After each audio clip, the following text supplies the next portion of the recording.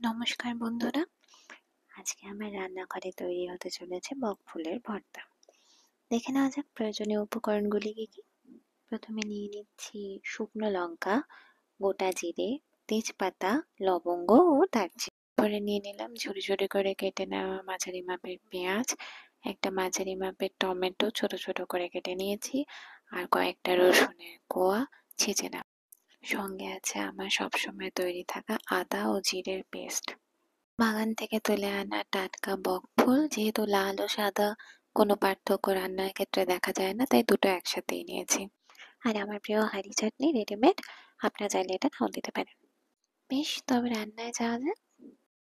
কড়াই আগেই গরম করতে দিয়ে দিয়েছিলাম, তাতে আন্দাজ 2 বড় চামচ মাপের সর্ষের তেল নিয়ে নিয়েছি।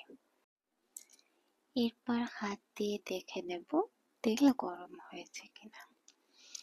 তেল গরম হলে পর একে একে ফোড়নগুলো দিয়ে নেব। প্রথমে শুকনো লঙ্কা,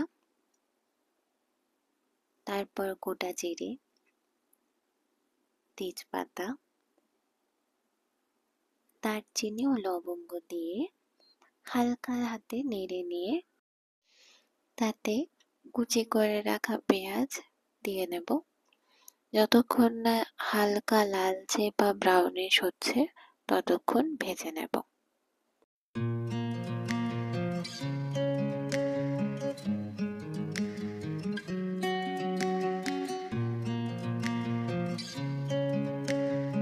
পেঁয়াজের রং হালকা লালচে বা বাদামি হয়ে এলে পর তাতে আগে থেকে কেটে রাখা টমেটোর কুচি মিশিয়ে ভালো করে নেড়ে নেব, যতক্ষণ না টমেটো হালকা সিদ্ধ সিদ্ধ বা গলে গলে আসছে। এই সময় চাইলে সামান্য লবণ দেওয়া যেতে পারে।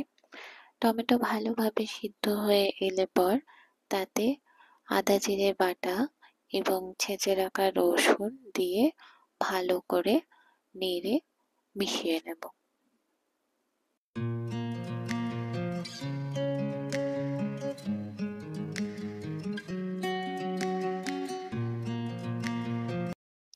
এইভাবে 2-3 মিনিট ভালোভাবে নেড়ে নিলে মশলা ভালো করে মিশিয়ে যখন হালকা মাখো মাখো ধরনের দেখতে হবে, তখন তাতে এক এক করে মশলাগুলো দিয়ে নেব। কিছু পরিমাণ হলুদ গুঁড়ো, গরম মশলা গুঁড়ো, ধনে গুঁড়ো এবং রঙের জন্য সামান্য কাশ্মীরি লঙ্কার গুঁড়ো নিয়ে নিচ্ছি।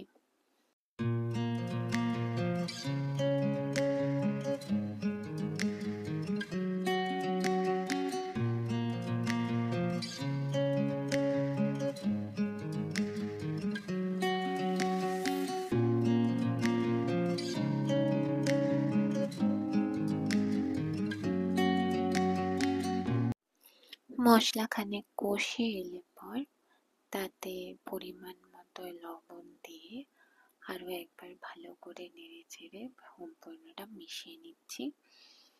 কিছুক্ষণ ভাজবো যতক্ষণ না মশলা হালকা লেগে আসছে কড়াইয়ে।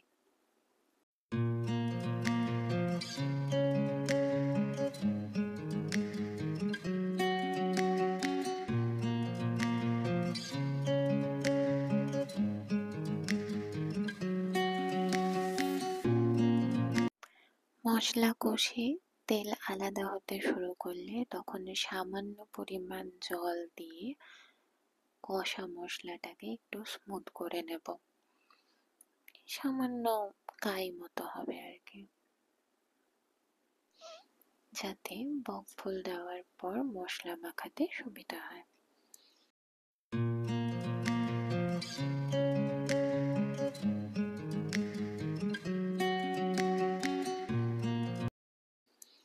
এবার আমরা কেটে রাখা বক ফুলগুলো দিয়ে দেব।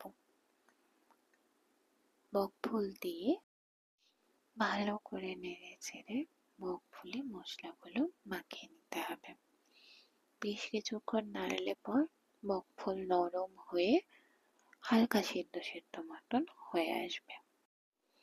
বেশ কিছুক্ষণ একইভাবে নেড়ে চেড়ে নিতে হবে, যাতে মশলাগুলো ভালো করে বকফুলের সাথে মিশে যায়। একইভাবে মাঝারি আঁচে নেড়ে চেড়ে যেতে থাকলে বকফুল কিছুটা সিদ্ধ সিদ্ধ হয়ে আসবে।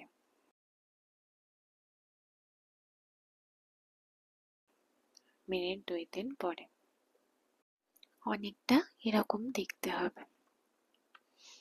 বোঝাই যাচ্ছে বকফুল অনেকটা সিদ্ধ সিদ্ধ হয়ে এসছে। আরো কিছুটা সিদ্ধ হয়ে এলে পর হালকা জল মিশিয়ে একটা থকথকে পর্যায়ে নিয়ে যাব। আমি ভর্তা খুব একটা শুকনো আসলে পছন্দ করি না, তাই আরো মাখো মাখো বা গ্রেভি, হালকা গ্রেভি টাইপের পর্যায়ে নিয়ে যাচ্ছি। আপনার যদি শুকনো পছন্দ হয় তাহলে আপনি শেষে ওই জল ঢালা ব্যাপারটা চাইলে অ্যাভয়েড করতে পারেন। আমার ব্যক্তিগতভাবে মাখো মাখো পছন্দ বলে আরো টা করা।